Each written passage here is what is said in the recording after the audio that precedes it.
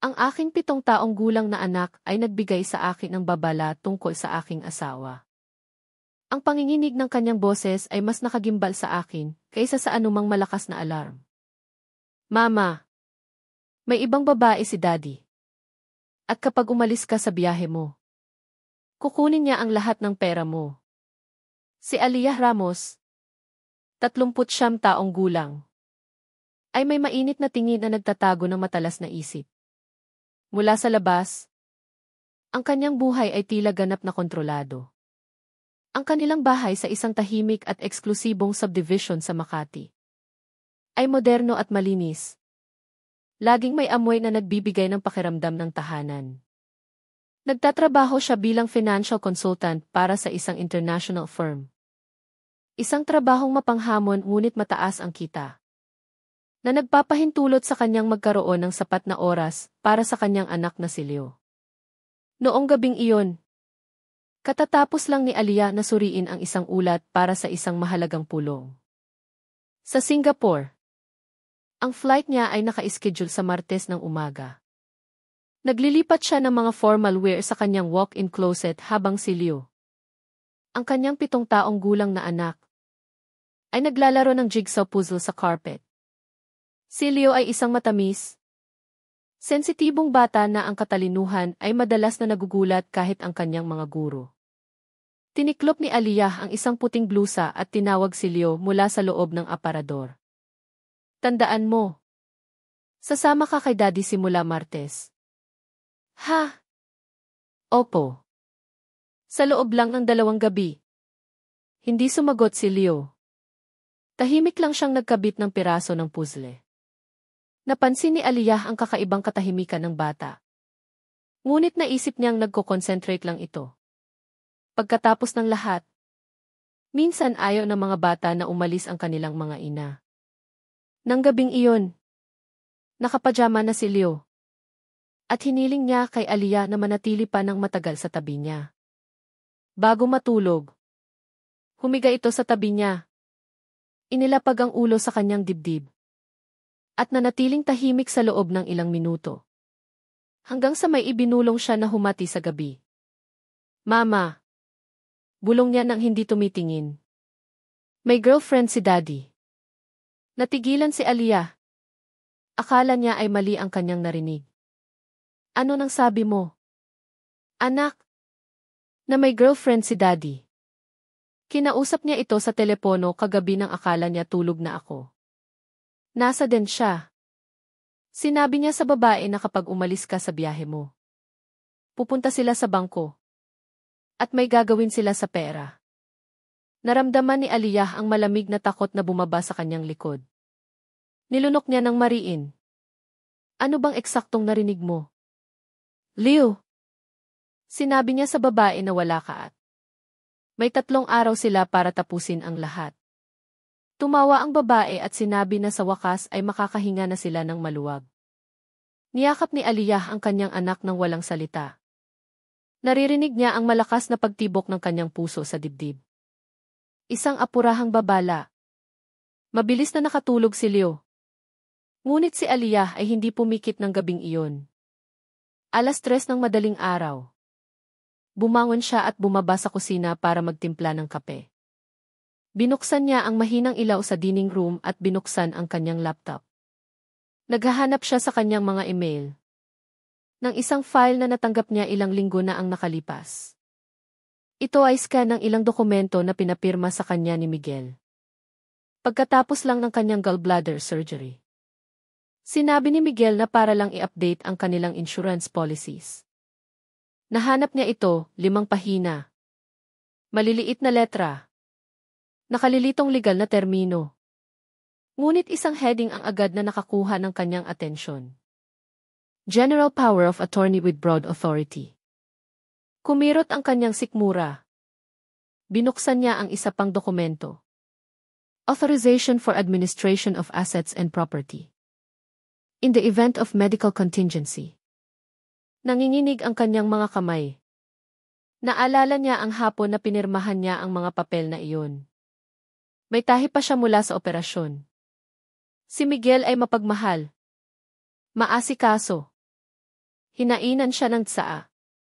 Dinala ang mga papel. At sinabing, "Pormalidad lang ito. Kung sakali, gusto kong makatulong ako sa iyo kung may mangyari man." Ngayon, ang mga salitang iyon ay may nakakatakot na dalawang kahulugan. Isinara ni Aliyah ang laptop. Naglakad siya sa sahig ng kusina na parang isang bilanggo na naghahanap ng kalayaan. Ang kanyang asawa, ang lalaking sumumpa ng walang hanggang pag-ibig, ay nagpaplano laban sa kanya kasama ang ibang babae. At ang kanyang anak ang hindi sinasadyang saksi.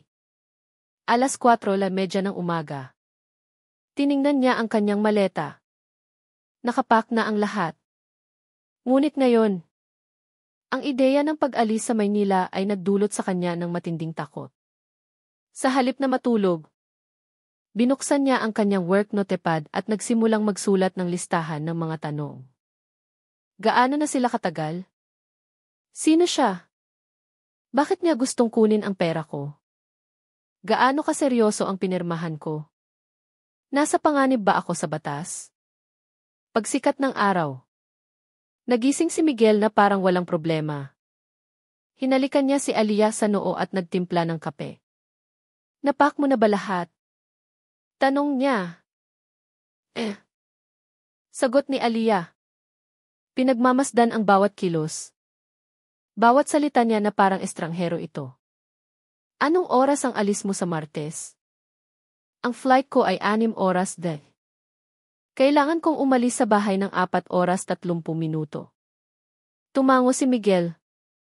Pagkatapos ay walang pag-aatubili. Tinanong niya, "Bababalik ka ba ng Huwebes o Biyernes?" Naramdaman ni Aliyah ang matalim na kirot sa kanyang dibdib. Bumuntong hininga siya at sinabing, "Gawin na nating Biyernes ng gabi." "Perfect." Ngumiti siya. Ang ngiting iyon ang kumpirmasyon. Habang nag-aalmusal si Leo, pinanood siya ni Aliyah na maihalong pagmamahal at galit. Hindi sa bata, kundi sa sarili niya. Hindi niya pinansin ang mga senyales. Maliliit na pagliban. Mga walang kwentang dahilan. Mas maraming oras si Miguel sa meetings. Nagsimulang sumagot ng tawag sa labas. At pinalitan ang mga password ng cellphone. Ngunit hindi niya kailanman naisip ang ganitong kalala. Nang hapon, habang si Miguel ay nasa grocery, tinawagan niya si Atty. Sofia Perez. Isang dating kaibigan sa universidad na ngayon ay abogado na. Humiling siya ng apurahang pulong. Eksaktong 7:00. Pumasok si Aliyah sa opisina ni Sofia sa isang tahimik na gusali sa Ortigas. "Nasaan ang mga dokumentong pinirmahan mo?" tanong ng kaibigan niya. Binuksan ni Aliyah ang kanyang bag at inilabas ang isang folder na may mga printout. Tahimik na binasa ni Sofia ang mga ito sa loob ng ilang minuto. "Aliyah, seryoso ito. Ano nang ibig sabihin? Binigyan mo siya ng full access. Ang asawa mo ay maaaring gumawa ng legal, pinansyal, at maging medikal na desisyon para sa iyo. Kung sasabihin niyang hindi ka mentally fit na pangasiwaan ang iyong mga ari-arian, maaari siyang kumilos para sa iyo ibenta ang bahay mo. Halimbawa, naramdaman ni Aliyah na nasusuka siya. At magagawa niya ito nang wala ako rito. At kung plano na niya ito, ang biyahe mong ito ang perpektong pagkakataon. Hindi siya magsasayang ng oras. Ililipat niya ang lahat habang wala ka. Kailangan kong bawiin ito. Sofia, matutulungan kita. Pero kailangan nating maging maingat. Handa ka bang kanselahin ang biyahe mo?" "Siyempre." "CJ, 2 bagay ang gagawin natin. Una, bawiin natin ng legal ang power of attorney. Pangalawa, abisuhan natin ang bangko. At i-restrict ang anumang hindi otorisadong paggalaw sa accounts mo. Pero kailangan natin ng patunay ng intensyon niya. May recording ka ba? Mensahe. Kahit ano nasangkot siya. Umiling si Aliyah. Narinig siya ng anak ko. Sinabi niya sa babae na gagamitin nila ang pagkawala ko para asikasuhin ang lahat sa bangko. Nag-isip si Sofia. Handa ba ang anak mo na sabihin iyon sa harap ng huwes? Kung lalaki ito, si Leo ay 7 taong gulang pa lang. Ayokong i-expose siya. Kung gayon, kailangan nating maging matalino.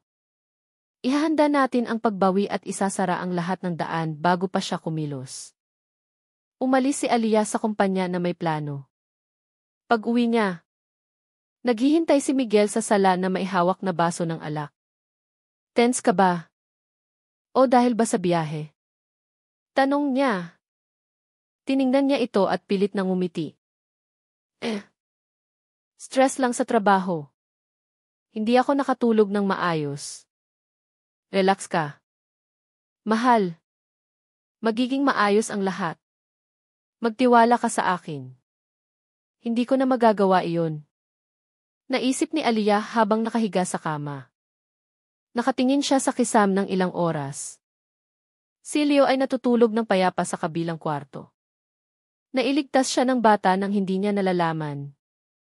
Isang bulong sa tamang oras ang pumigil sa isang lindol. At sa kaibuturan niya, alam niya, ang kapayapaan na nakikita niya ay simula pa lang ng bagyo. Ang hindi pa alam ni Aliyah, ay hindi lang pera niya ang balak nakawin ng kabit ni Miguel. Balak din niyang kunin ang kanyang anak. 6:00 ng umaga. Gising pa rin si Aliyah. Nakatitig siya sa orasan sa dingding at tumutunog na parang countdown. Kailangan niyang manatiling matatag. Kung magdududa si Miguel, maaaring masira ang plano na binuo nila ni Sofia. Maaaring magdulot ng malaking problema ang anumang pagkakamali. Hindi lang sa pera, kundi pati na sa anak niya. Tumayo siya at naglakad papunta sa front door. Kinuha niya ang pahayagan at nang buksan niya ang mailbox, nakita niya ang isang puting sobre sa gitna ng mga sulat. Wala itong nakikitang return address. Ngunit ang selyo sa isang sulok ay nagbunyag. Attorney Salvador Cortez, Makati City. Kinabahan siya. Pumasok siya sa bahay na parang may hawak na bomba. Maingat niyang binuksan ang sobre. At inilabas ang kopya ng isang notarial deed. Sa kanang ibabang sulok, 2 pangalan ang nakapirma bilang otorisadong saksi. Miguel Ramos at Selena Montgomery.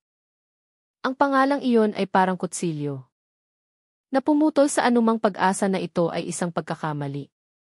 Ang dokumento, may petsa ilang linggo na ang nakalipas, ay nagpapatunay ng validasyon ng power of attorney. Si Selena ay hindi lang ang kabit. Siya ang babaeng tumulong sa asawa niya na gawing legal na sandata ang kasunduan laban sa kanya. Dahan-dahang ibinaba ni Aliyah ang papel. Ipinatong niya ito sa lamesa na parang may bigat na tonelada. Nag-vibrate ang phone niya, isang mensahe mula kay Sofia. Nakausap ko na ang espesyalista. May oras siya ngayong hapon. Maghanda ka ng kumilos. Tumingala si Aliyah. Ang kanyang mga mata ay wala ng takot. May galit na ito. 8:00 ng umaga. Nang bumaba si Miguel para mag-almusal. Handa na si Aliyah. Nakasuot ng office attire. Nakalagay ang laptop sa backpack. At may mahinahong ngiti sa mukha. Maingat siyang pinanood ni Miguel. Tila sinusukat ang bawat detalye. May meeting ka ba ngayon? Tanong niya ng marahan. Sa team sa Singapore. Naghahanda para sa biyahe. At anong oras ang flight mo sa Martes? Pagpupumilit niya habang dahan-dahang hinahalo ang kape. 6 oras, Beth. Kailangan kong umalis sa bahay ng 4 oras 30 minuto. Uminom si Miguel at tumango. Hindi siya tumingin ng diretsyo. Ngunit napansin ni Aliyah ang bahagyang paggalaw ng kanyang labi. Isang minimal at halos hindi napapansing ngiti. Nag-check-in ka na ba? Dagdag niya. Hindi pa. Mamaya na lang. Bakit? Wala lang. Gusto ko lang malaman kung kailangan mo akong ihatid sa airport. Tiningnan siya ni Aliyah. Gusto niyang maniwala si Miguel na nagtitiwala pa rin siya sa kanya.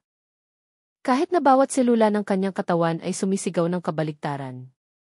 Sasabihin ko sa iyo kung kailangan ko ng tulong. Sagot niya habang inilalapit ang mug sa labi niya. Nang umalis si Miguel, ikinandado ni Aliyah ang pinto. Pagkatapos, sumandal siya sa dingding. Bumuntong hininga siya.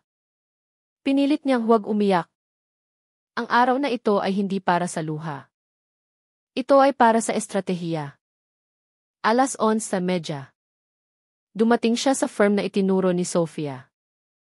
Sinalubong siya ng isang lalaking mga 50 taong gulang. May uban na at seryoso ang mukha. Siya si Attorney Salvador Cortez.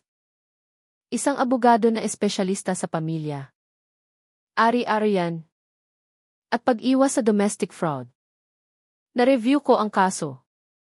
Ang sitwasyon mo ay mas karaniwan kaysa sa inaakala mo. Sabi niya. Pero hindi ibig sabihin na hindi ito delikado. Umupo si Aliyah sa tapat niya. Hawak pa rin ang notarial envelope. Gaano kalala?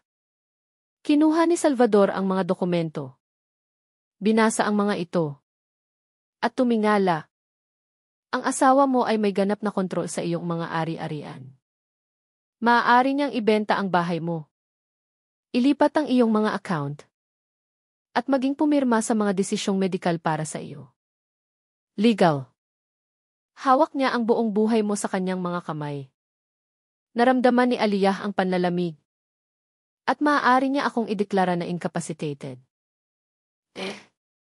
Sa kaso ng mental o physical na sakit, may medical certificate at ang kasalukuyang power of attorney. Maaari siyang humiling ng deklarasyon ng kawalan ng kakayahan. At kung wala ka, mas madaling isagawa ang proseso ng walang agarang oposisyon. Nagtiimbagang si Aliyah. Maaari ba nila akong ikulong sa isang klinika? At hindi na niya kailangan ang iyong pahintulot.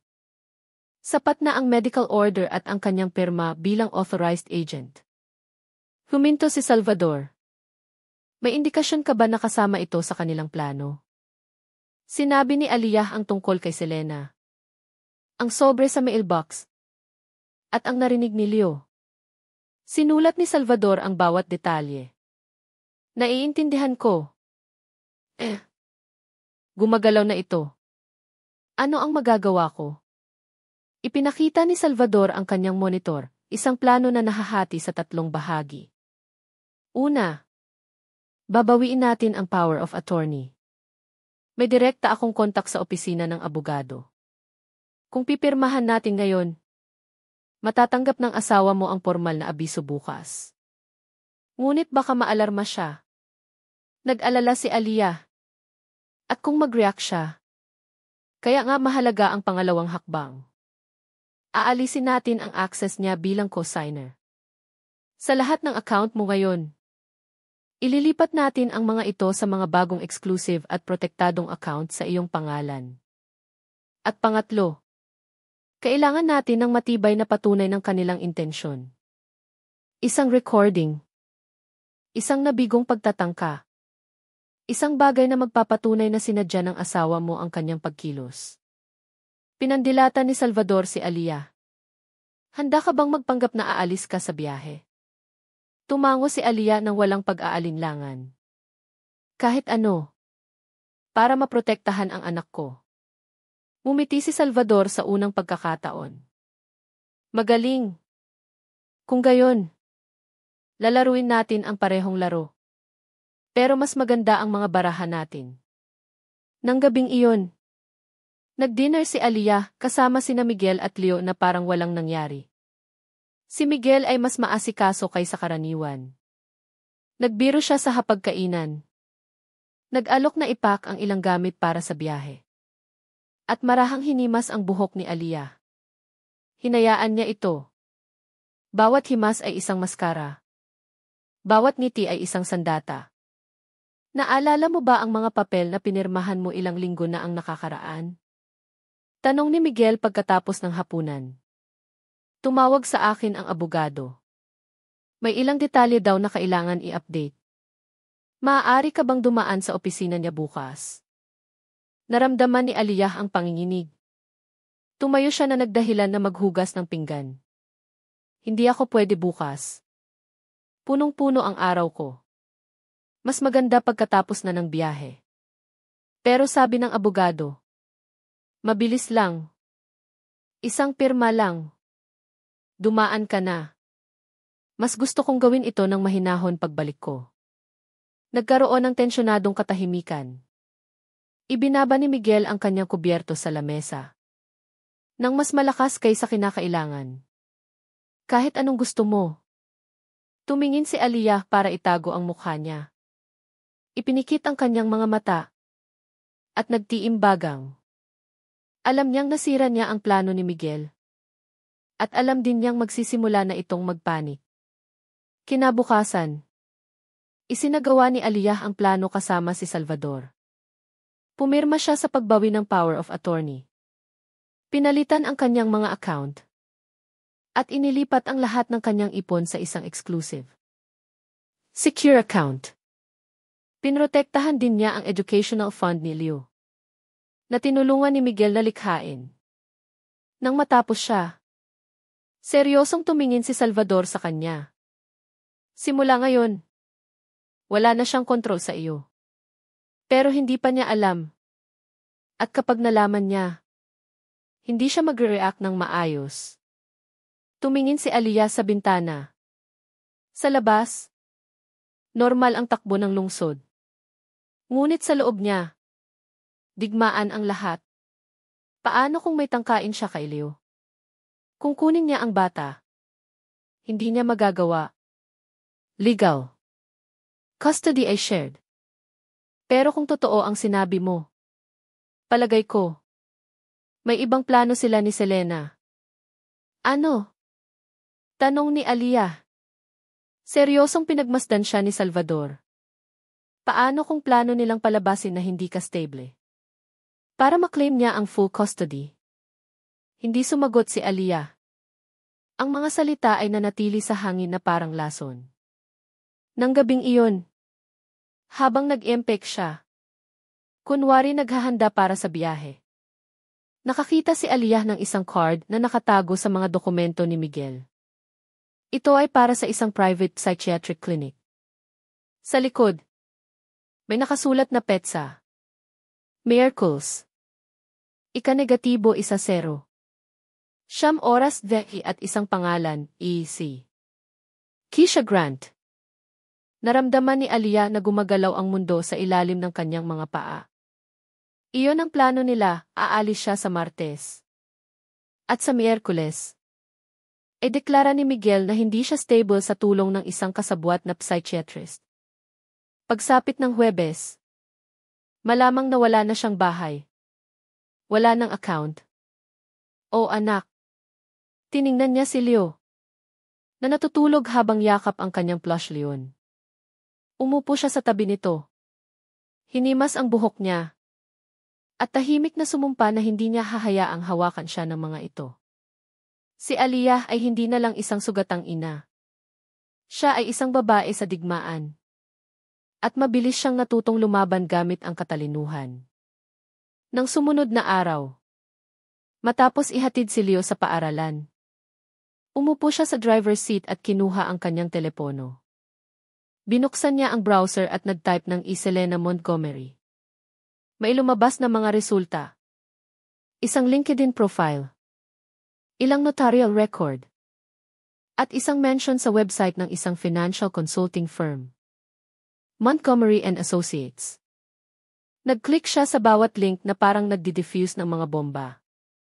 Sa website ng consulting firm, nakita niya ang larawan ni Selena na nakasuot ng tailored suit. Isang perpektong ngiti. At markadong arogansya sa kanyang mga mata. Ang description ay nagsasabing founding partner. Espesyalista sa personal wealth, asset management, at family fund restructuring. Nilunok ni Aliyah. Tiningnan niyang muli ang address. Ayala Avenue. 2 floor. Makati. Naalala niya na madalas sabihin ni Miguel na may meeting siya sa mga opisina ng kliyente sa kalyering iyon. Minsan pa nga, dinala niya si Leo doon. Inakala ni Alia na bangko iyon. Ngayon, naintindihan na niya ang lahat. Si Selena ay hindi bago sa buhay ni Miguel. O isa lang na consultant. May nagsabi sa loob ni Alia na hindi ganap na estranghero ang mukhang iyon. Bumalik siya sa online. At naghanap ng lumang larawan sa sarili niyang computer. Nakalimutang digital albums, mga kaganapan. Mga salo-salo. Wedding photos. Honeymoon pictures. Wala. Hanggang sa nakakita siya ng isang folder na minsan ay ipinadala ni Miguel sa kanya na mailabel na kolehiyo. Binuksan niya. At nandoon si Selena. Mas bata. Mas mahaba ang buhok. Nakaupo sa tabi ni Miguel sa isang college party. Sa isa pang larawan. Magkayakap sila. Sa isa pa. Naghahalikan sila. Ang mga larawan ay may petsang 2003. Si Selena ay hindi lang isang kabit. Siya ang dating nobya ni Miguel. Ang babaeng minahal ni Miguel bago niya nakilala si Alia. At ngayon, nagbalik siya. Umupo si Alia nang mag-isa sa dining room. Nakaharap ang laptop. Nakatitig sa screen na parang isang na-record na pagtataksil. Naramdaman niya ang pinaghalong galit. Takot. Kawalan ng kakayahan. At isang bagay na mas mapanganib. Uhaw sa hustisya. Ilang oras ang lumipas. Umuwi si Leo mula sa paaralan. Masaya siya. May bagong drawing sa backpack. Sinubukan ni Alia na kumilos ng natural habang hinahandaan siya ng merienda. Mama, pwede ba kitang kausapin? Pero promise mo, hindi ka magagalit. Tanong niya. Siyempre. Anak, sabihin mo sa akin. Naglalaro si Leo sa baso ng gatas niya. May sinabi sa akin si Daddy. Na kapag umalis ka sa biyahe mo, dadalhin niya ako para tumira kasama nila ni Selena. Nabibigyan nila kami ng tuta. Na masarap magluto si Selena. At may sarili akong kama doon. Naramdaman ni Alia na nanlalamig ang kanyang mga daliri. Sinabi niya iyon sa iyo. Tumango si Leo. At sinabi niya na magiging busy ka talaga. Na magtatrabaho ka ng malayo. At mas magaling siyang mag-alaga sa akin. Pero gusto ko. Sa iyo ako titira. Aalis ka. Di ba? Niyakap ni Aliyah ang kanyang anak at hinalikan sa ulo. Hindi. Anak. Hindi ako aalis. Huwag kang mag-alala. Walang sinuman ang aagaw sa iyo mula sa akin. Hindi naintindihan ni Leo ang bigat ng kanyang mga salita. Ngunit naintindihan ni Alia, iyon ang kumpletong plano. Hindi lang kunin ang kanyang mga ari-arian, kundi burahin din ang kanyang presensya sa buhay ng kanyang anak. 9:00 ng gabi. Dumating si Miguel. Mukha siyang nagmamadali. Nerbiyoso. Nagdala siya ng isang bag ng pastry at isang bote ng alak. Sinubukan niyang maging mapagmahal. Kinausap niya si Alia na parang nagde-date pa rin sila. Ang ganda mo ngayong gabi. Sabi niya habang naghugas siya ng pinggan. Salamat. Sagot niya nang hindi tumitingin. Naiisip ko. Dagdag niya. Paano kung pagkatapos ng biyahe mo? Magplano tayo ng getaway? Tayo lang. Walang trabaho. Walang bata. Tayo lang. Nagpilit si Alia nang umiti ng bahagya. Bakit ang romantic mo bigla? Tiningnan siya ni Miguel ng pilit ng ngiti na hindi na niya kayang panindigan. Kasi mahal kita. Alia. At minsan, nararamdaman ko na lumalayo tayo sa isa't isa. Ako ang lumalayo. Nakakatawa. Ikaw ang lumalayo. Marami lang siguro akong iniisip. Sabi niya. Pagkatapos, nag-vibrate ang telepono ni Miguel. Nasa kitchen counter ito. Umiilaw ang screen. Nabasa ni Aliyah ang isang pangalan bago niya ito mabilis na kinuha. Selena. Agad na inlock ito ni Miguel. Sino iyon? Tanong ni Aliyah na parang wala siyang nakita. Kliyente lang sa opisina. Sagot ni Miguel. Tinitigan siya ni Aliyah ng tahimik. Hinayaan niya na. Hindi pa oras para kumprontahin siya. Nang pumasok si Miguel sa shower, kinuha ni Aliyah ang telepono nito. Ikinandado ang sarili sa guest bathroom. Dinyal ang numero ni Sofia. At nagsalita ng mahina. Mayroon na tayong kailangan. Hindi lang ako gustong nakawan. Gusto niyang kunin ang anak ko. At si Selena ay bahagi ng lahat. Dating kasintahan niya ito sa kolehiyo. Matagal na silang magkasama. May mas direkta ka pa bang patunay? Tanong ni Sofia. Wala. Pero makakakuha ako. Kung gayon, gawin mo. I-record mo ang lahat ng kaya mo, mga usapan. Mensahe. Kahit ano. Nang gabing iyon din. Inactivate ni Aliyah ang voice recorder sa kanyang telepono. At iniwan itong nakaroning sa sala. Habang nagpapanggap siyang natutulog sa sofa. 11:07. Tumawag si Miguel gamit ang speakerphone. Hey! Mahal. Sabi niya ng mahina. Tulog na ba siya?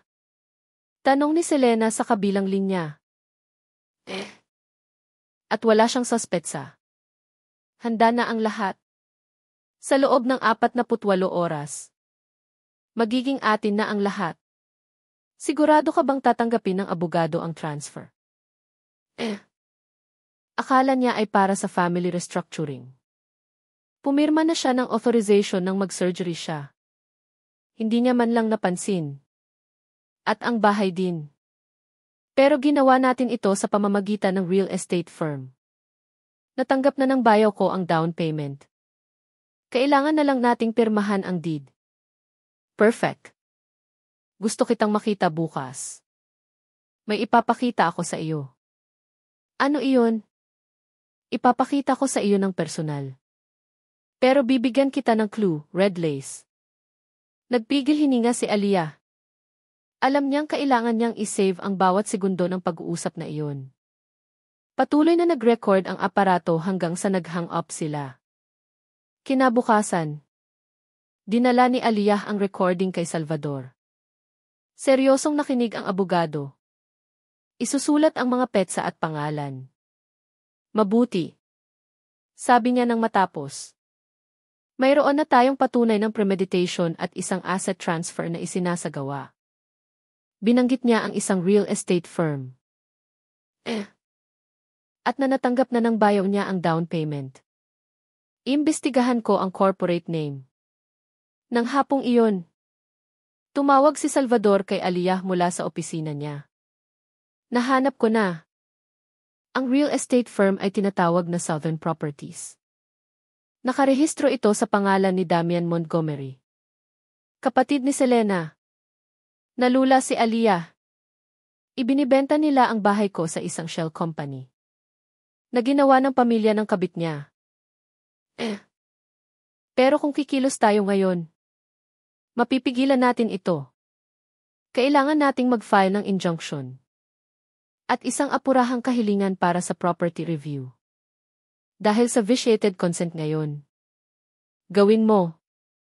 Handa na ang lahat ni Salvador.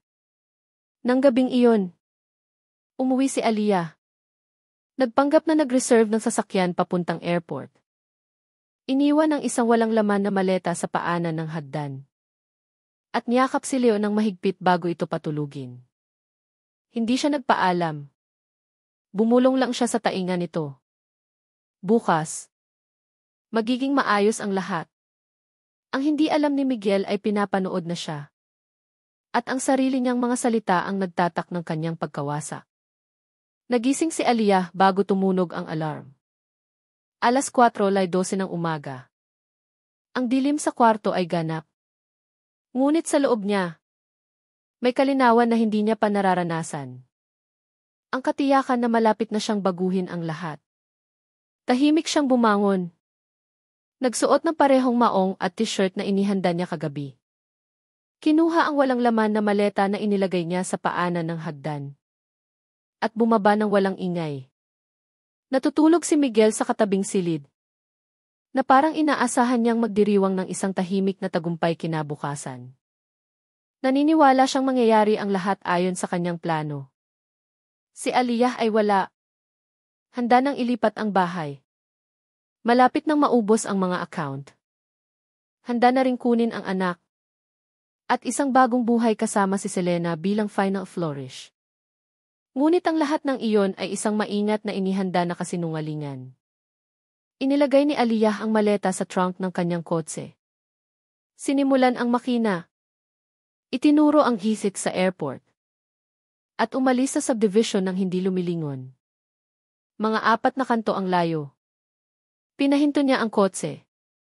Pinatay ang ilaw. At nagpark sa isang maliit at discreet na likurang garahe na inayos ni Salvador para sa kanya. Ito ay isang ari-arian na ginagamit ng abogado para sa mga delikadong kaso tulad ng sa kanya. Doon, sa loob ng isang maliit na bahay na nagsisilbing legal monitoring center, naghihintay si Salvador sa kanya. Ayos ba ang lahat? Tanong niya habang binubuksan ang pinto. Hindi ako natulog. Pero handa ako. Sagot ni Aliyah habang pumapasok. Ang lugar ay may desk na may 2 bukas na laptop. Isang gumaganang kapehan. At isang central monitor na konektado sa mga surveillance camera. Inalok siya ni Salvador ng kape. Ngunit hindi niya ito ginalaw. Lahat ng kanyang atensyon ay nasa mga screen. Malinaw ba sa iyo ang gagawin natin? Tanong niya. Tumango si Aliyah. Hihintayin nating kumilos siya. Eksakto. Nakablock na ang iyong mga account. Ang power of attorney ay binawi. Naabisuhan na ang bangko. Lahat ay legally shielded na ngayon. Ang mahalaga ay i-expose niya ang sarili niya. 8:03 ng umaga. Nagpadala si Miguel ng unang text message. Mahal. Nakaboard ka na ba? Ayos ba ang lahat? Hindi siya sinagot ni Aliyah. 8:47. Dumating ang isa pa. Ipaalam mo sa akin pag land mo. Gusto kong malaman na ligtas ka. Sinulat ni Salvador ang oras. Ang bawat mensahe ay magiging bahagi ng legal na timeline na kanilang itatayo. Maya-maya. 9:10. Kinuna ng isa sa mga kamera na konektado sa sangay ng bangko ang paggalaw. Pumasok si Miguel sa pangunahing pinto na nakasuot ng light gray suit. May itim na folder sa ilalim ng braso. At may ekspresyon ng kumpiyansa sa mukha. Naghihintay si Selena sa labas sa isang puting kotse na illegally parked. Sinusuri ang kanyang telepono. Ayan na siya.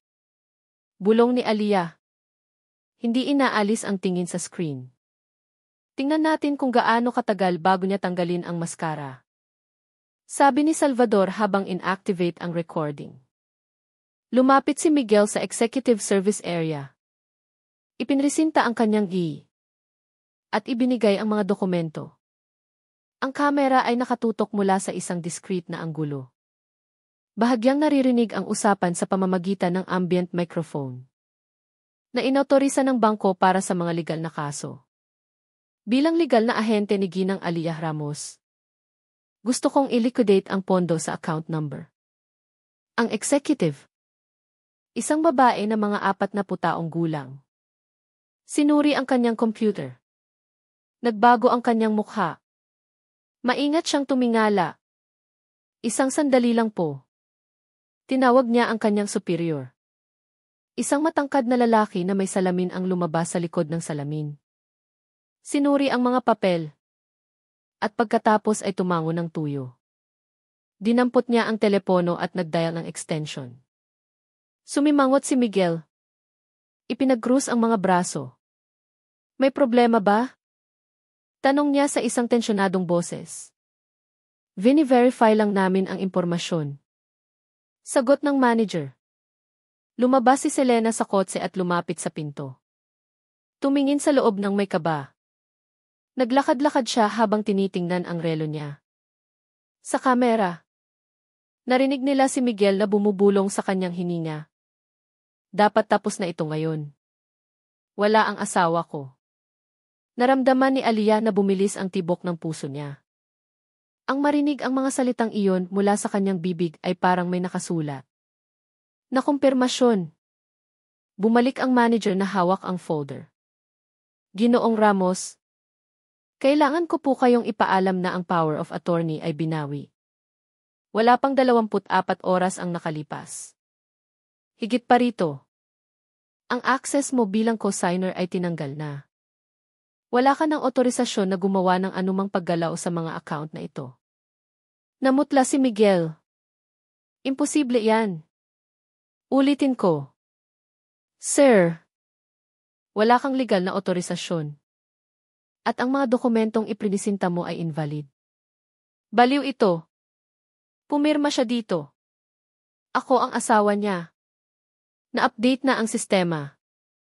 Ang impormasyon ay walang pinapayagang exception. Itinaas ni Miguel ang kanyang boses at ipinukpok ang lamesa. Hindi mo alam kung sino ang kinakaharap mo. Agad na tumayo ang executive. Pindot ng manager ang isang buton sa ilalim ng desk. Lumapit ang security sa hallway. Pumasok si Selena sa bangko noong sandaling iyon. Anong nangyayari? Tanong niya ng malakas. Nilapitan si Miguel. Ayaw nila tayong bigyan ng access. Sabi nila binawi raw niya ang lahat. Sagot niya. Wala sa sarili. Pero hindi mo ba sinabi na tapos na? Pumirma siya. Pumirma siya habang nagpapagaling. At paano niya ito na-annul ng ganoon kabilis? Sino ang tumulong sa kanya? Hindi ko alam. Pero kailangan itong gawin ngayon.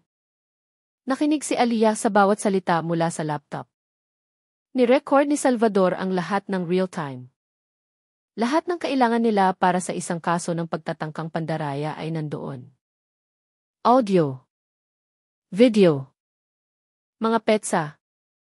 Binawing dokumento. Sina Miguel at Selena na na-expose sa kanilang desperasyon. Sa screen. Sumenyas ang manager gamit ang kanyang kamay. Sinamahan si Miguel palabas. Nauna si Selena na lumabas habang nakikipag-usap sa telepono. Agitated. Itinigil ni Salvador ang recording. Perpekto iyon.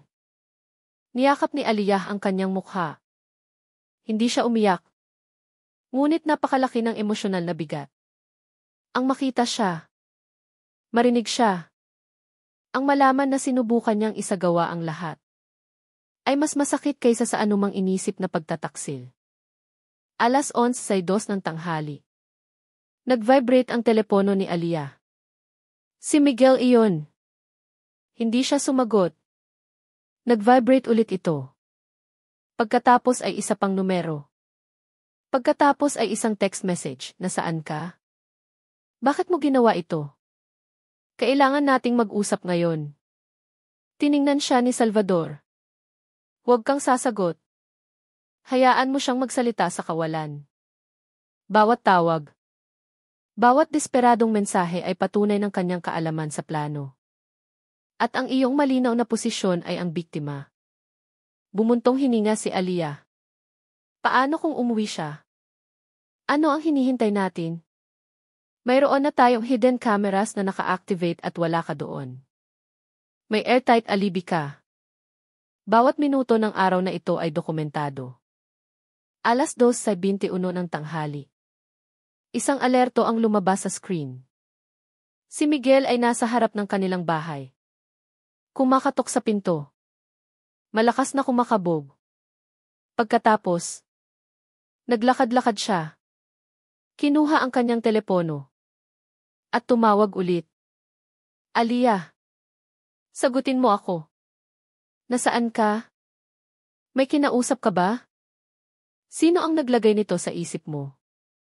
Pinanood siya ni Aliyah mula sa screen. Ayan ka.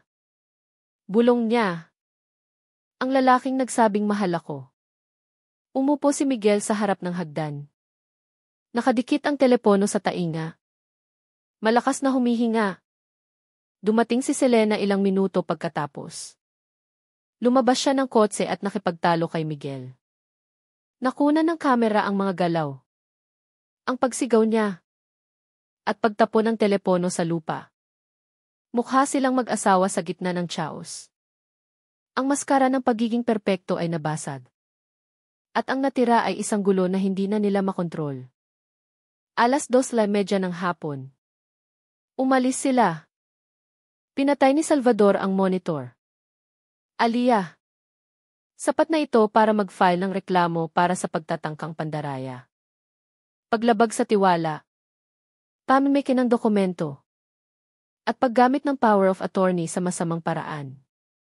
At kung aprubahan ng huwes, maaari tayong humingi ng protective order at agarang restraining order. Tiningnan ni Aliyah ang itim na screen. Wala na siyang takot. Gusto kong gawin ito ngayon. Tumango si Salvador. Gagawin natin. At sa pamamagitan nito, hindi lang natin sila pipigilan. Legal natin silang sisirain. Tumayo si Aliyah. Kinuha ang kanyang bag. Naghihintay ang kanyang anak. At hindi na lang siya isang ina na humaharap sa isang traidor. Siya ay isang babae na nanalo sa pamamagitan ng katalinuhan at dignidad. Laban sa mga nagtangkang agawin ang lahat sa kanya. Pagdating niya sa bahay, nakita niya si Leo sa sala, na nanonood ng cartoons. Yakap ang kanyang paboritong plush leon. Narinig ang pinto. Tumakbo siya papalapit at niyakap siya ng mahigpit. Niyakap siya ni Aliyah sa kanyang dibdib. Mahaba ang linggong iyon. Mas mahaba kaysa sa dapat maranasan ng isang 7 taong gulang. Kahit hindi niya lubos na naintindihan ang laki ng kalamidad. Napinigilan niya. Umalis ka ba o hindi? Mama. Tanong ni Leo. Tinitigan siya ng may halong kuryosidad at pagmamahal. Natanging bata lang ang mayroon. Hinaplos ni Aliyah ang ulo niya. Hindi. Anak. Nanatili ako malapit. Kailangan kong bantayan ang isang napakahalagang bagay. Isang bagay na tinulungan mo akong makita. At napakabait mo. Hindi na nagtanong si Leo. Mumiti lang siya na parang ligtas na ulit ang mundo niya. Ngunit alam ni Aliyah na nasa panganib pa rin ang mundong iyon. Si Miguel, na na-corner at nasugatan ang pagmamalaki, ay malapit nang gumawa ng susunod na hakbang. At ang hakbang na iyon ay magiging delikado. 6:00 ng gabi. Nag-ring ang cellphone niya. Unknown number. Tiningnan ni Aliyah si Salvador. Nakasama niya sa kusina. Sinusuri ang digital file ng reklamo. Na kanilang ifa-file kinabukasan. Sagutin mo. Sabi ng abogado. Naka-record ang application ko sa background. Manatiling kalmado lang. Huwag mong ipakita ang galit mo. Makinig ka lang at sumagot. Kailangan nating magsalita siya ng sapat para maging incriminate ang sarili niya. Tumango si Aliyah at dumausdos ang daliri niya sa screen. Hello. Mula sa kabilang linya. Lumabas ang boses ni Miguel. Puno ng bahagyang tinatagong tensyon. Nasaan ka? Wala iyon sa usapan. Sagot niya ng mahinahon. Anong numero ang ginagamit mo? Kailangan kong gumamit ng ibang telepono. Ni-block mo ang akin. At ano ang gusto mo? Miguel. Nagkaroon ng pause. Pagkatapos ay nagbago ang tono niya. Mula sa agresibo. Naging kunwari nasasaktan. Na parang iniisip pa rin niya na maaari niyang apelahin ang emosyon ni Aliyah. Kailangan nating mag-usap. Tayo lang. Ang nangyari kaninang umaga ay nakakabaliw. Nagkakamali tayo. Kumikilos ka na parang kriminal ako. Nanatiling tahimik si Aliyah sa loob ng ilang segundo. At hindi ba? Siyempre. Hindi. Ano nang sinasabi mo? Kilala mo ako. Ako ang ama ng anak mo. Ako ang asawa mo. Ang ama ng anak ko na nagtangkang ubusin ang aking mga account. Habang nagpapanggap na nag-aalala sa flight ko. Ang asawa na pumirma ng mga dokumento sa likod ko kasama ang kanyang kabit. Iyon ba? Bumuntong hininga siya ng malalim. Nag-i-exaggerate ka. Hindi ganoon. Wala kang ideya kung paano mo ako pinakiramdam. Parang isang intruder. Isang magnanakaw. Hindi ka magnanakaw. Gusto lang namin. Huminto siya. Gusto lang namin ang amin din. Kami ni Selena. Tumingala si Aliyah kay Salvador. Na tumatango habang nagtatala. Ang lahat ay nangyayari ayon sa inaasahan nila. Sinasama mo na ba ang babaeng iyon bilang bahagi ng pamilya namin ngayon? Mas matagal na siyang kasama ko kaysa sa alam mo. At ikaw? Hindi mo kami binigyan ng sapat. Laging nagtatrabaho. Laging nasa sarili mong mundo. At ako. At lahat ng dinala ko sa relasyon na ito. Nagdala ka ng plano para mawala ako. Hindi. Hindi totoo yan. Hindi mo ba plinano na ikulong ako sa tulong ng psychiatrist? Wala ka bang appointment na naka-schedule na? Ay deklara ako na emotionally unstable. Nanahimik si Miguel. At ang bahay? Hindi mo ba plinano na ilipat ito sa isang kumpanya? Na pag-aari pala ng kapatid ng kabit mo. Hindi iyon ang iniisip mo. At ano kung gayon? Coincidence? Hustisya ito. Aliyah. Hustisya para sa lahat ng inagaw mo sa akin sa loob ng maraming taon. Ano nang inagaw ko sa iyo? Ang lugar ko. Ikaw palagi ang nagniningning. Ang mas malaki ang kinikita. Ang gumagawa ng desisyon. Ako ay accessory lang. Alam mo ba kung paano mamuhay na pakiramdam mo ay invisible ka? At iyan ang iyong rason. Para mawala ako para lang makaramdam ka ng pagiging mahalaga? Bumulong si Miguel. Itinaas ni Salvador ang volume ng recorder. Ayokong lumabas sa kontrol ang sitwasyon. Sabi ni Miguel sa wakas. Gusto lang naming magsimula ulit. Ikaw. Hindi mo iyon papayagan kailanman. Tama ka. Hindi ko kailanman papayagan na kunin mo ang akin o ang sa anak ko. Biglang lumabas si Leo sa pinto ng dining room. Nakikinig siya ng maigi. Hindi lubos na naiintindihan ang lahat. Ngunit sapat na ang kanyang naintindihan. Mama. Sabi niya sa nanginginig na boses. Kinakausap mo ba si Daddy? Tiningnan siya ni Aliyah at marahang sinenyasan na lumapit. Kinuha niya ang kamay nito at pinaupo sa tabi niya. Kinakausap ko siya. Nanatiling tahimik si Leo. Ngunit nagsimulang tumulo ang luha sa kanyang pisngi. Kukunin niya ako mula sa iyo. Hinding-hindi. Sagot niya ng mahina. Hinding-hindi kanya aagawin mula sa akin. Sa telepono. Narinig ni Miguel ang lahat. Nandoon ba siya? Gagamitin mo ba ang anak natin para dito? Pinoprotektahan ko siya. Sagot niya ng kalmado. Sa paraang hindi mo ginawa. Huminga ng malalim si Miguel. May sakit ka. Kailangan mo ng tulong. At kailangan mo ng abogado. Nag-hang up siya. Itinigil ni Salvador ang recording. Dalisay na ginto iyon. Na-incriminate niya ang sarili niya ng 3 beses. Pagtatangkang pandaraya. Paglabag sa tiwala. At pakikipagsabwatan sa 2 partido. Dadali natin ito sa opisina ng piskal bukas. Ang kaso ay hindi na lang civil. Pumapasok na ito sa criminal realm. Niyakap ni Aliyah si Leo ng mahigpit. Itinago niya ang mukha sa kanyang dibdib. Mahinang humihikbi. Hinimas niya ang likod nito. Bumubulong ng mga salita na halos hindi niya mabigkas. dahil masyadong malaki ang buhol sa kanyang lalamunan. Kinabukasan, nag-file sina Salvador at Alia ng reklamo sa Family and Estate Fraud Unit.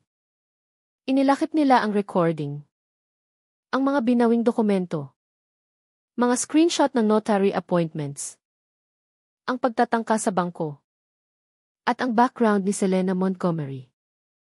At pagkatapos, dumating ang sorpresa.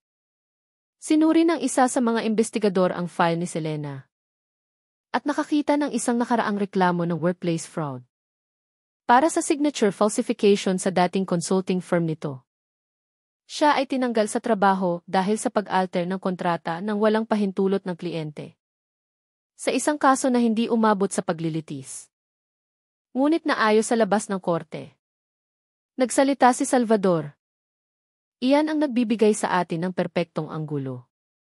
Kung nahuli siyang nagpepeke dati, at ngayon ay nagtangka na naman sa iyo, magagamit natin ang kanyang kasaysayan bilang pattern of behavior. At ginagawa nitong mas malaki kaysa sa isang pagtatangka.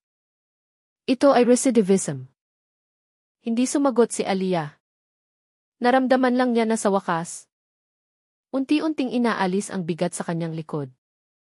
Ang parehong sistema na, sa loob ng maraming taon ay tila nasa panig ng makapangyarihan, ay nasa panig na niya ngayon. Tinanggap ng opisina ng piskal ang formal na reklamo. Hindi maililipat ang bahay. Protektado ang mga account.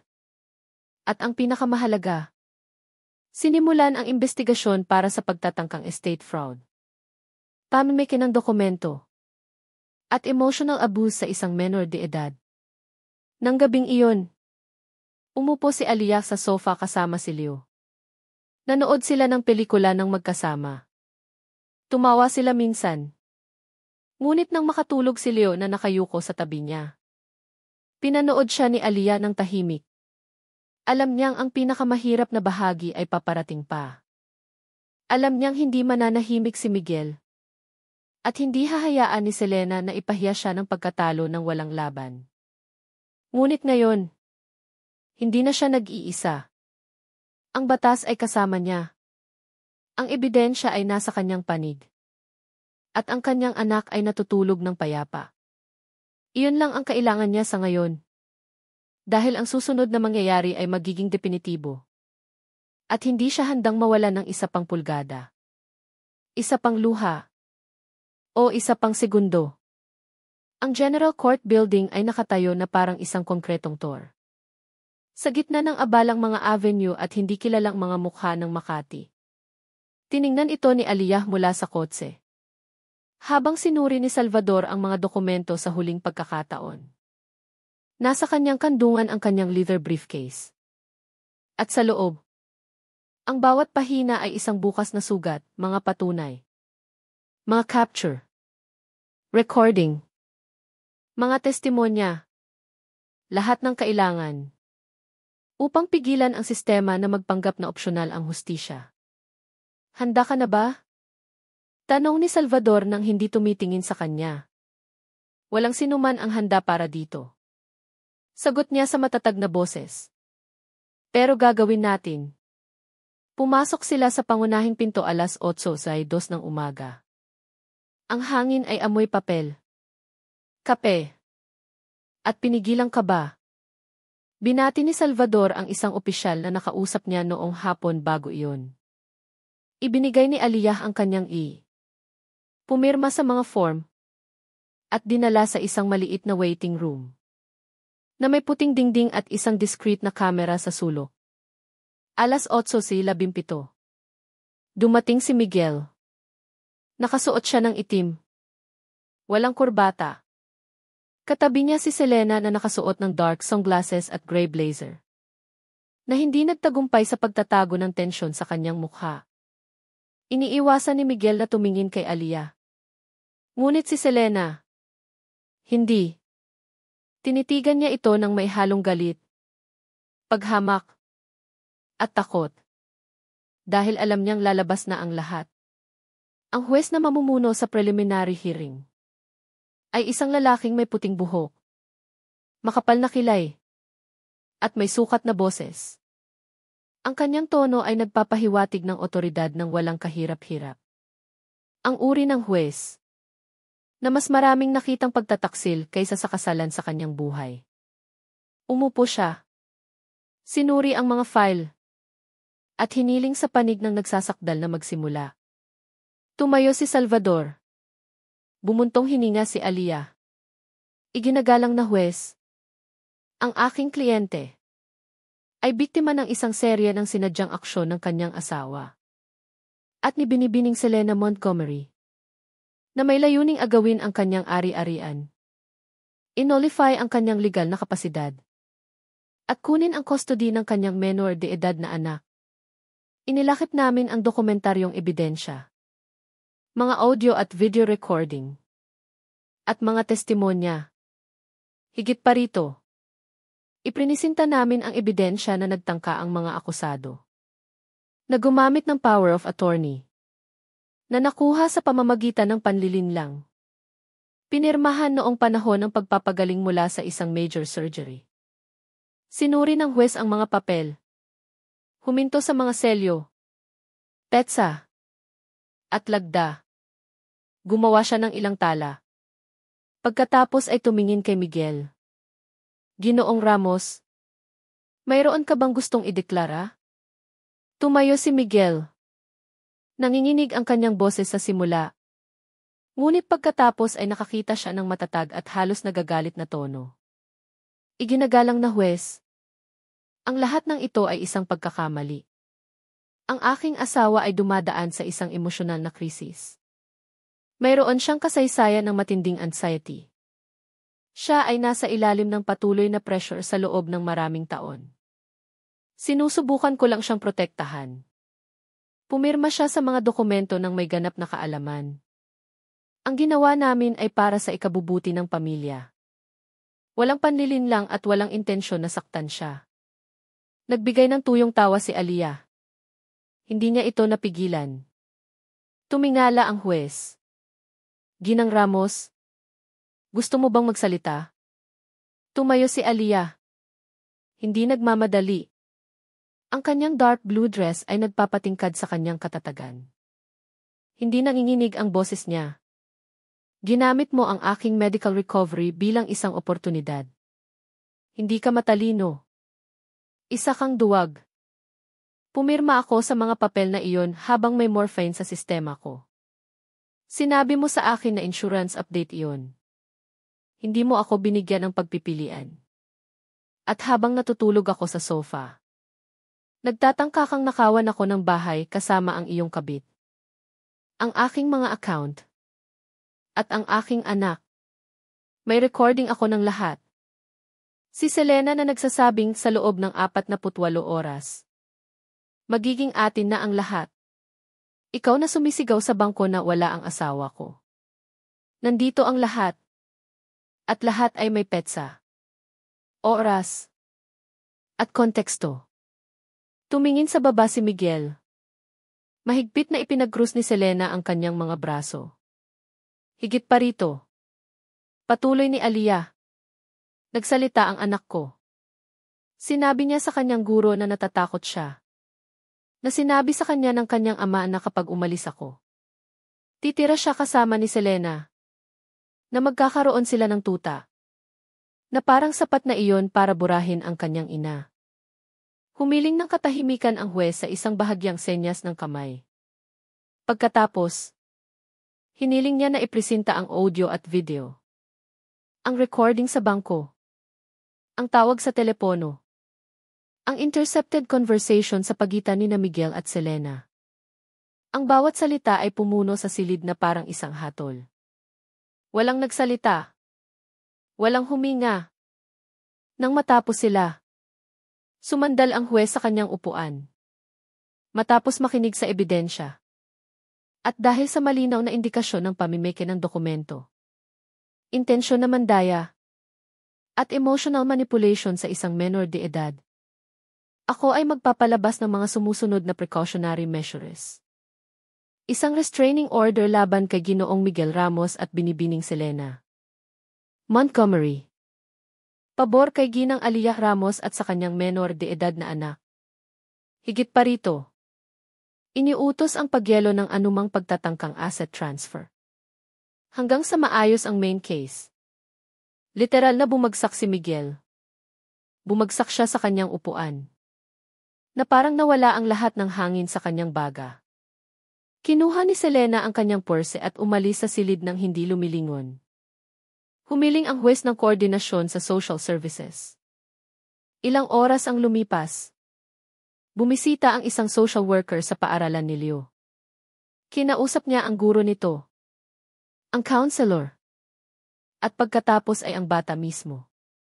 Sa kanyang ulat, nabanggit niya na malinaw na ikinuwento ni Leo na sinabi ng kanyang ama na malapit na siyang tumira kasama nila ni Selena.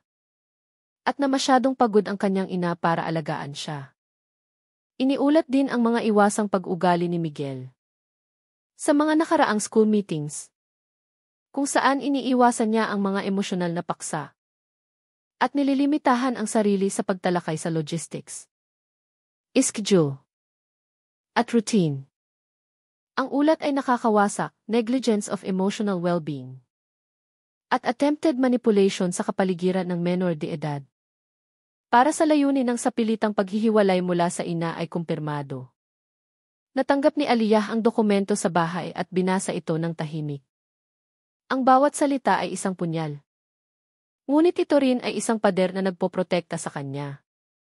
Si Leo ay naglalaro sa likod bahay gamit ang isang paper airplane. Hindi niya alam na ang kanyang kwento ay isinusulat sa opisyal na mga file. O na ang kanyang boses, maliit at nanginginig, ay ang pinakamakapangyarihan sa lahat. Nang linggong iyon din, nakatanggap si Salvador ng tawag mula sa opisina ng piskal. Mayroon kaming proposal.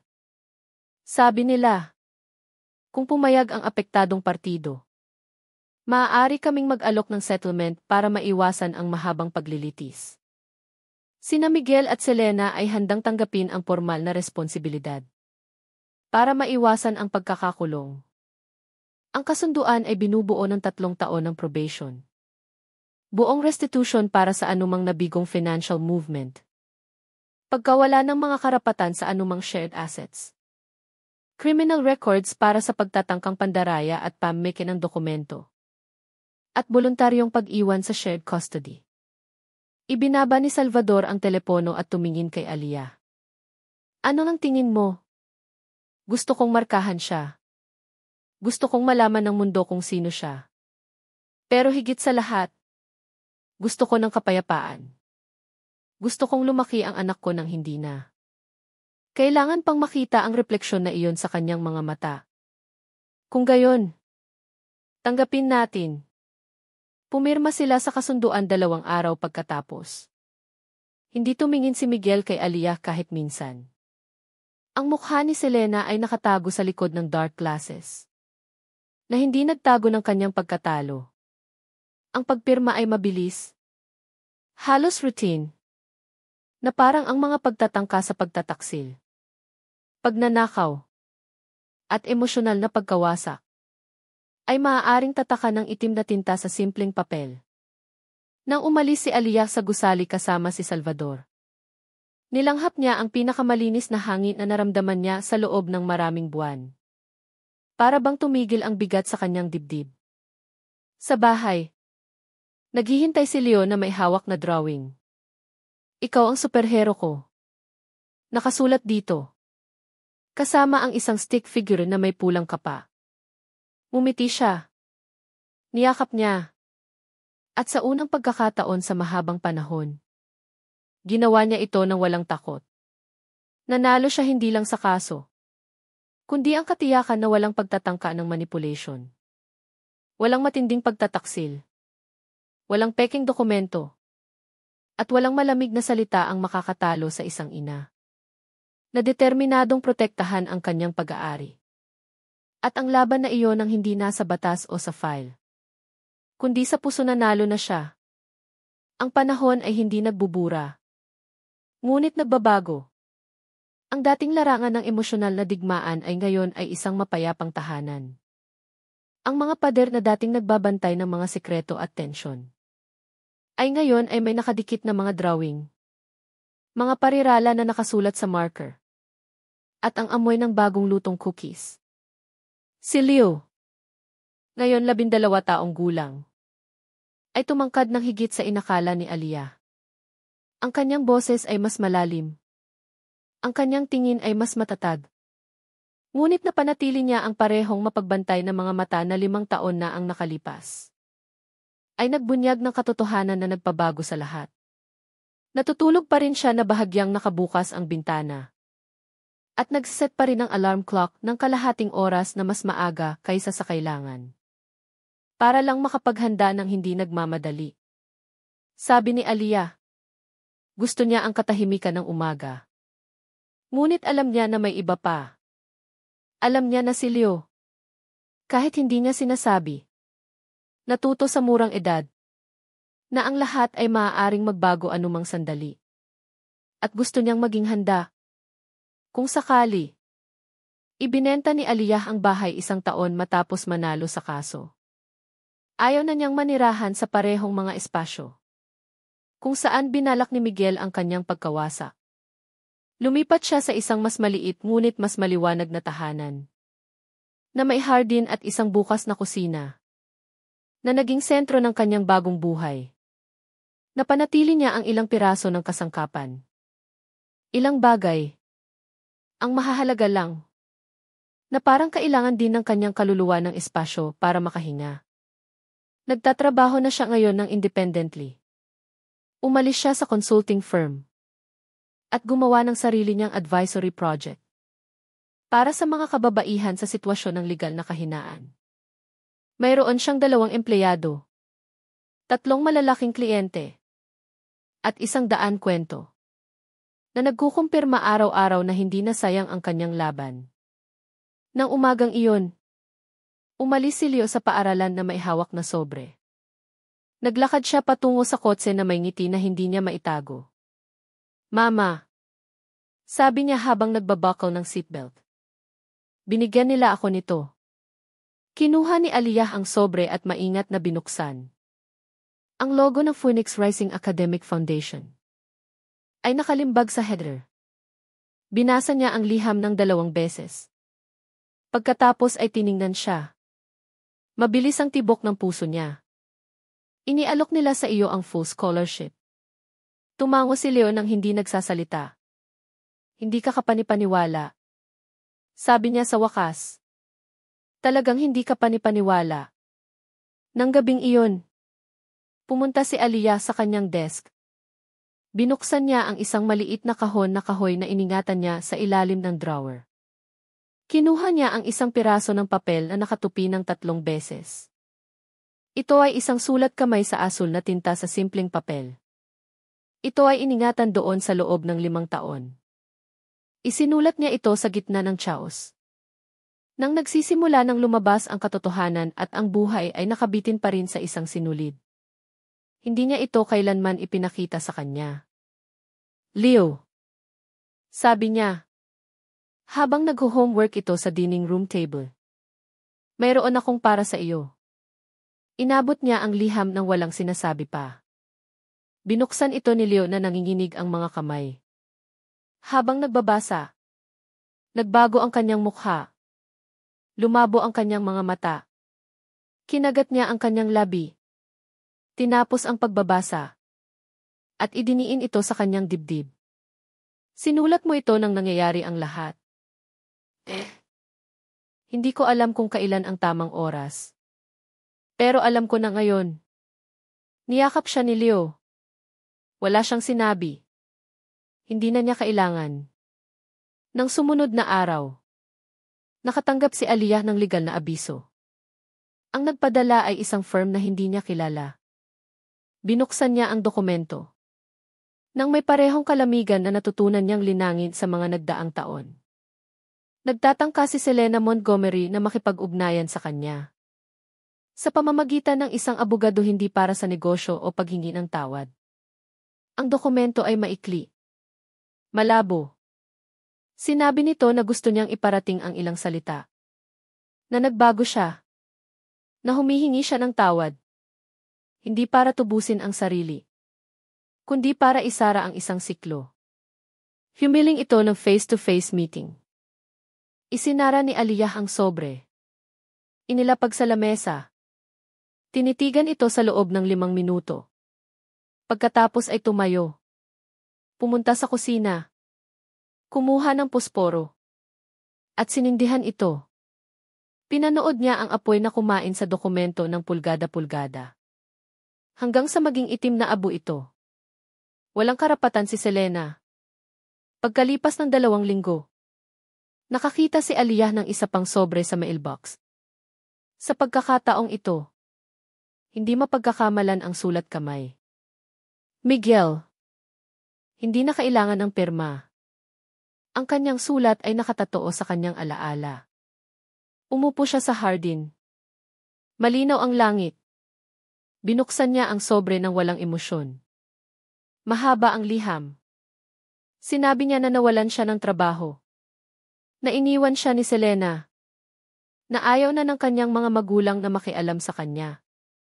Na nakatira siya sa isang inupahan. At pinagsisisihan niya ang lahat ng higit pa bawat araw. Nagsalita siya tungkol sa kalungkutan. Pagsisisi. Kung gaano niya nami-miss si Leo. Kung gaano niya siya nami-miss. Humiling siya ng tawad. Walang inaasahan. Kailangan lang niyang sabihin ito. Tiniklop ni Aliyah ang liham. Kalmadong tumayo. Pumasok sa bahay. Itinapon ito sa fireplace. At pinanood ang apoy hanggang sa wala na itong bakas. Hindi kailanman tinanong ni Leo kung sumulat ang kanyang ama. Na parang alam niya na hindi dapat buksan ang pinto na iyon. 2 taon na ang nakalipas. Nagkaroon si Aliyah ng isang partner. Hindi ito nagtagal. Siya ay mabait. Matyaga. Ngunit hindi na si Aliyah ang dati. May mga sugat na hindi kailangan ng pag-ibig para gumaling. Kailangan nila ng oras. At sa wakas, ginagawa na ng oras ang kanyang trabaho. Nang gabing iyon, lumapit si Leo sa kanya habang naghahapunan sila. Sasabihin mo ba ang buong kwento balang araw? Tiningnan siya ni Aliyah. Ano nang ibig mong sabihin? Ang nangyari. Lahat. Mula sa simula. Ang ginawa mo. Ang tinangka niya. Sasabihin mo ba sa kahit sino? Ibinalik ni Aliyah ang kanyang kubyertos. Nag-isip siya ng ilang segundo. Baka hindi ko ito sasabihin bilang kwento ko. Sabi niya. Kundi bilang isang kwento na maaaring mangyari sa sinuman. Isang kwento kung saan ang isang ina ay naniniwalang ligtas siya hanggang sa siya ay traidorin. At kung saan ang isang 7 taong gulang na bata, nang hindi sinasadya, ay nagligtas sa kanyang ina mula sa pagkawala ng lahat. Tiningnan siya ni Leo ng may intensidad na hindi na bata. Ngunit hindi pa rin ganap na matanda. At, tanong niya, sa tingin mo, maniniwala ba sa iyo ang sinuman kung wala akong sinabi? Ibinaling ni Aliyah ang tingin niya. Baka hindi. Kung gayon, bakit hindi mo ako pinasalamatan ng mas maraming beses? Ngumiti si Aliyah. Kasi mula nang ginawa mo iyon, hindi ako tumigil na magpasalamat. Hindi lang palagi sa salita. Tumayo si Leo. Hinalikan siya sa noo. At umakyat sa kanyang silid.